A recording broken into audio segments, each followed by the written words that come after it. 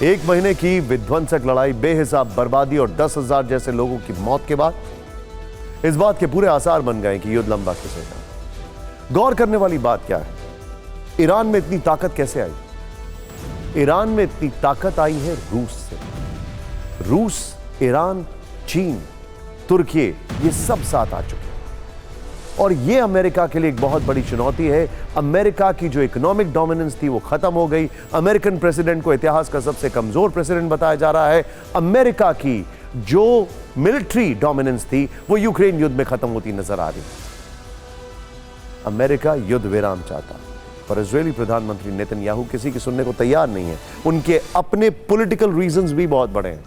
Netanyahu हर हाल में Hamas का खात्मा चाहते हैं, इसीलिए युद्ध में किसी तरह की ढील देने से इनकार कर रहे हैं। रिपोर्ट्स ये भी हैं कि नेतन्याहू ने अमेरिकी राष्ट्रपति बाइडेन की बात मानने से इनकार कर दिया है। नेतन्याहू ने ऐसा क्यों किया, आप खुद देखिए।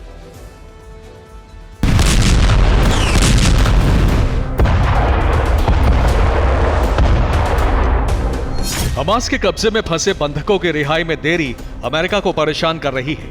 अमेरिका जल्द से जल्द बंधकों की रिहाई चाहता है, लेकिन गाजा पट्टी पर लगातार बरस रहे बारूद ने बंधकों की रिहाई के रास्ते बंद कर दिए हैं।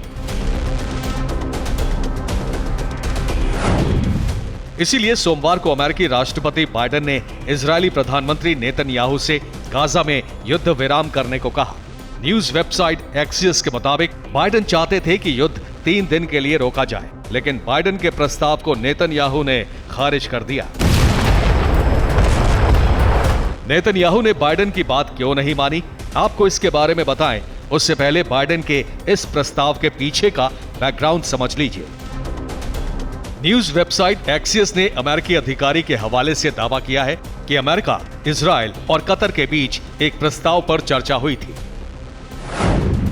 प्रस्ताव के मुताबिक 3 दिन का युद्ध विराम होगा।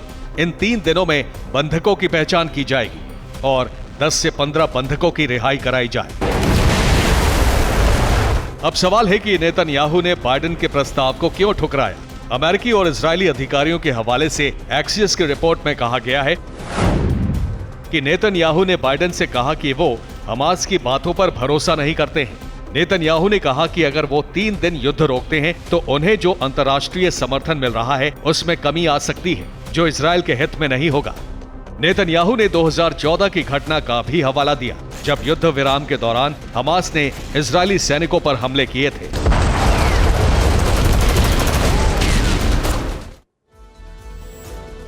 बंधकों की रिहाई के लिए अमेरिका लगातार कोशिशें कर रहा है, लेकिन अमेरिका का अपना स्टॉक गिरा हुआ है। शुक्रवार को अमेरिकी विदेश मंत्री एंटनी ब्लिंकन ने तेल अवीव में नेतन्याहू से बंधकों को लेकर बातचीत की। CIA चीफ विलियम बर्न्स ने भी इजरायल के दौरे में बंधकों का मुद्दा उठाया था।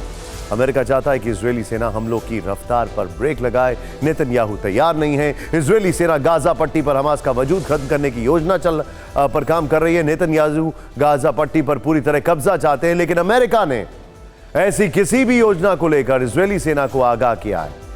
अमेरिका के राष्ट्रीय सुरक्षा परिषद के प्रवक्ता जॉन किर्बी ने कहा कि बाइडेन मानते हैं कि गाजा पर इजरायली सेना का कब्जा सही कदम नहीं होगा।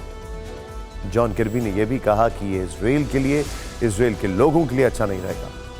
बाइडेन ने पिछले महीने भी एक इंटरव्यू में कहा था कि गाजा पर कब्जा करना इजरायल की बड़ी गलती है। इजरायल के गाजा प्लान पर अमेरिकी विदेश मंत्री एंटनी ब्लिंकन का भी बड़ा बयान सामने आया। ब्लिंकन ने आज कहा, इजरायल गाजा पर कब्जा नहीं करेगा। इस बात के संकेत लगातार आ रहे हैं कि गाजा युद्ध को लेकर अमेरिका और इजरायल में कई बातों को लेकर मतभेद है, लेकिन सवाल यह है कि अगर मतभेद है तो फिर अमेरिका इजरायल की मदद क्यों कर रहा है? अमेरिका युद्ध क्यों नहीं रोक रहा है? सवाल यह भी है कि इसके पीछे अमेरिका का क्या छिपा हुआ एजेंडा है।